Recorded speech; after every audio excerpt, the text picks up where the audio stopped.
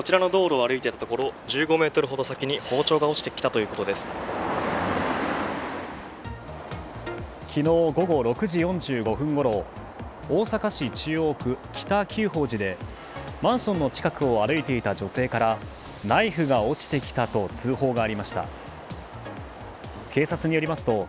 女性は歩いていたところ、前から何かが落ちた音が聞こえたため近づいてみると、刃渡り16センチの包丁が柄の部分が折れた状態で落ちていたということです。怪我人はいませんでした。